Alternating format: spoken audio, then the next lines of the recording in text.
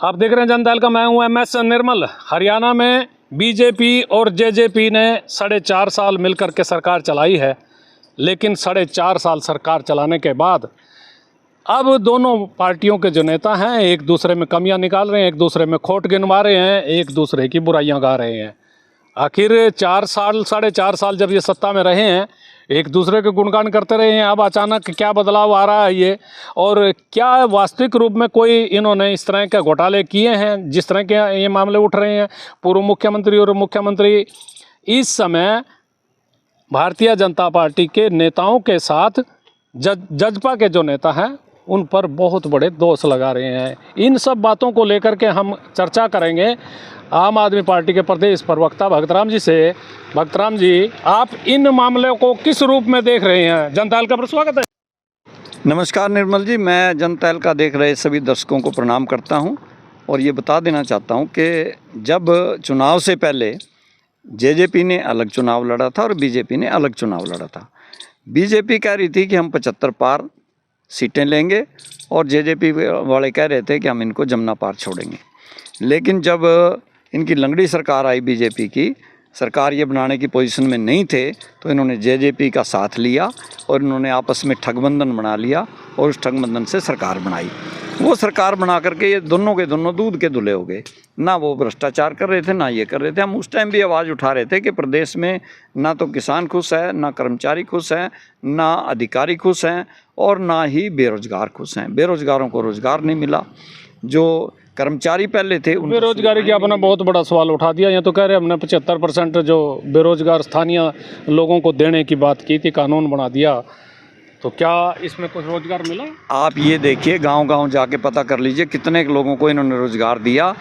यहाँ तक के जो ठेकेदारी प्रथा में इन्होंने जो कौशल रोजगार योजना चलाई, वो सब ठगी का षड्यंत्र है और उसमें भी सिफारसी लोगों को और पैसे ले करके इन्होंने कॉन्ट्रैक्टर्स के साथ भर्ती किया। कॉन्ट्रैक्टरों ने पैसे लिए और उनसे 70-70, 80-80 हज़ार लेकर के 2-2, 3-3 महीने के बाद उनको निकाल दिया और वो बेचारे अपने आप को ठगा हुआ महसूस करते रहे, क्योंकि ठेकेदारों का धंधा बन गया कि एक बार 2-3 महीने रखो, फिर निकाल दो, फिर दूसरों से 70-80 हज़ार लो, उनको रख लो, 2-4 महीने रख के उनको निकाल देना।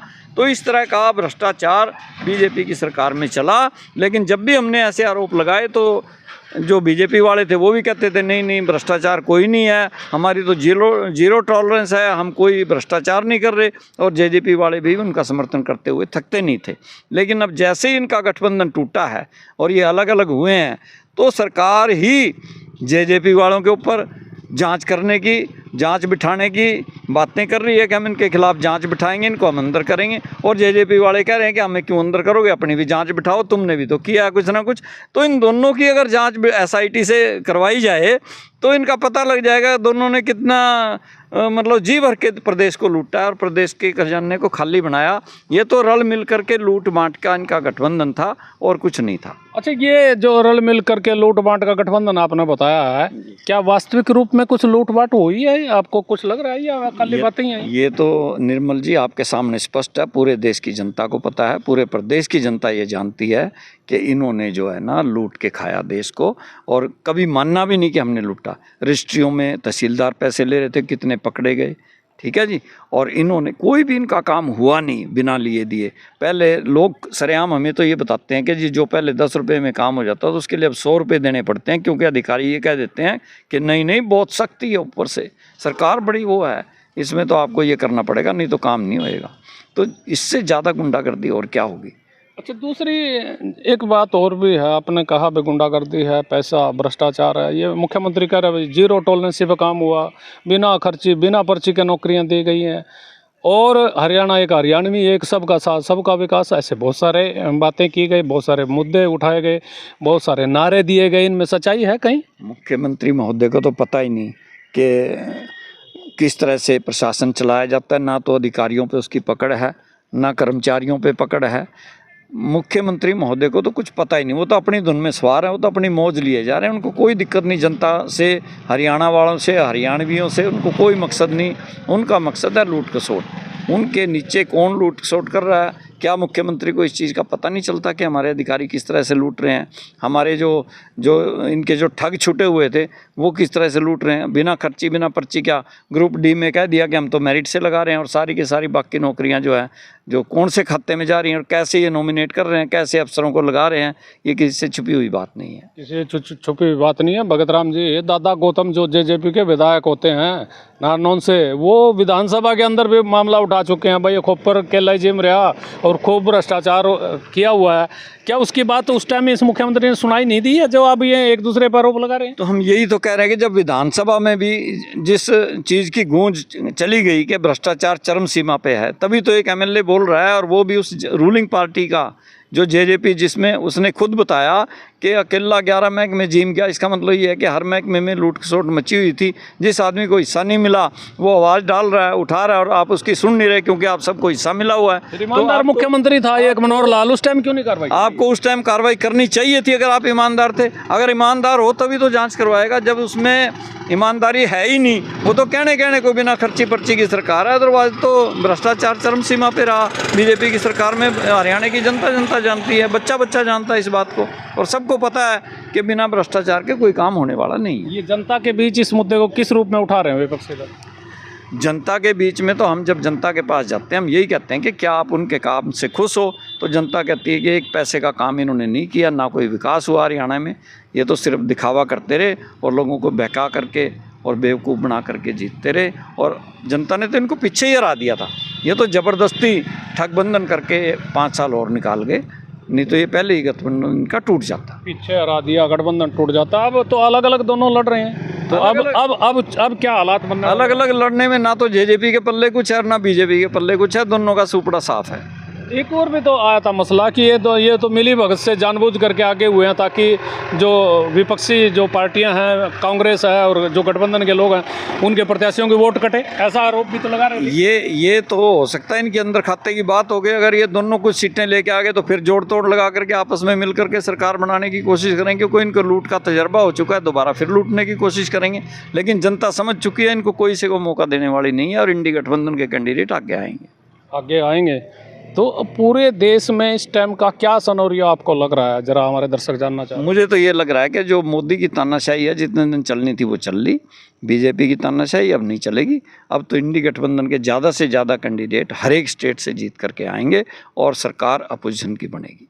सरकार अपोजिशन की बनेगी। लेकिन आप करनाल में रह रहे हैं और करनाल में मनोहर लाल जो पूर्व मुख्यमंत्री हैं हरियाणा के, वो इस समय भाजपा के प्रत्याशी हैं और दावा बहुत किया जा रहा है कि उनकी सीट बड़ी आसान है, उनके सामने जो प्रत्याशी दिया गया वो मजबूत नहीं है।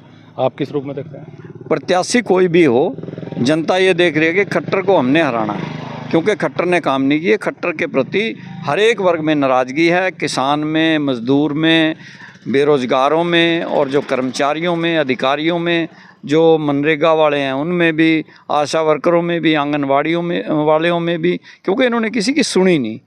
खट्टर साहब को तो सुनने का मादा था ही नहीं। वो तो एक जरा सी बात पे अपना टेम्पर लूज कर लेते थे, और जो कोई उनके पास फरियाद या शिकायत लेके जाए तो उसको मारने तक की धमकी दे देते थे।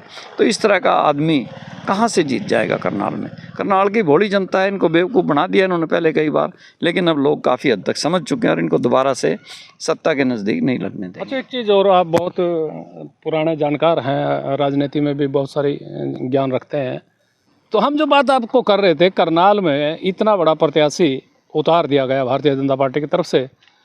पूर्व मुख्यमंत्री हैं, करनाल से विधायक भी रहे हैं 2 बार के, और प्रदेश में 9.5 साल सत्ता में रहा जो आदमी, उसके हाथ बहुत लंबे हो जाते हैं। ऐसे में क्या करनाल की जो लोकसभा सीट है इस पर कोई बदलाव हो सकता है, जैसे नया चेहरा उतारा गया?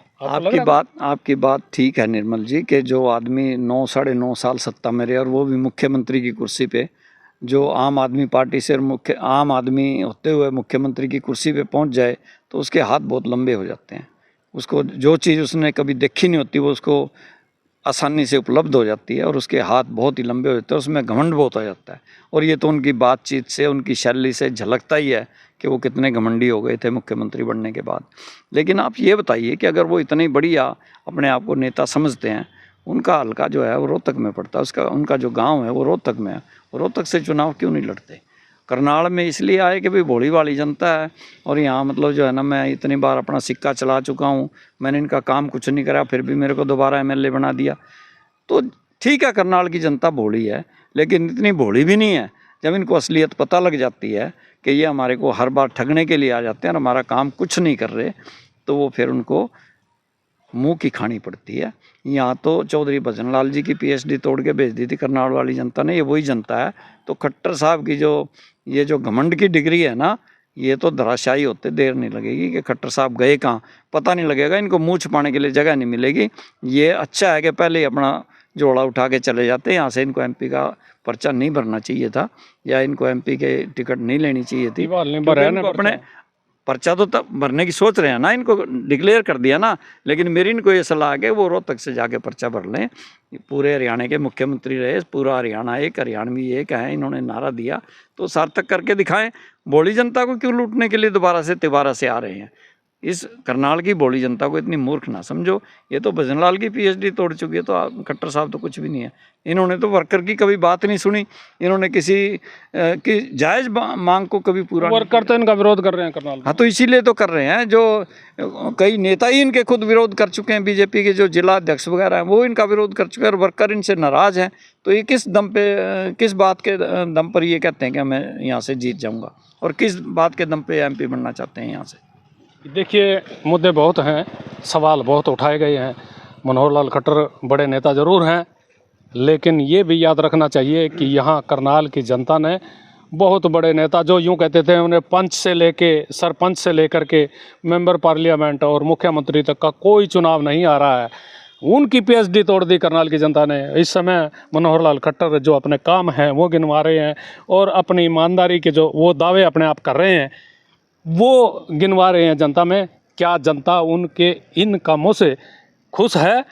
यदि खुश है तो फिर 25 तारीख को मतदान किसके पक्ष में करेंगे, ये देखने वाली बात है। लेकिन इस समय यदि विरोधी दलों के नेताओं की बात को माना जाए तो जनता में आक्रोश बहुत है, जनता में रोष बहुत है, और इस रोष और आक्रोश का जो नज़ारा है वो 25 मई को मतदान के समय ज़रूर देखने को मिल सकता है। आप देखते रहिए जनता का, मैं हूं एमएस निर्मल।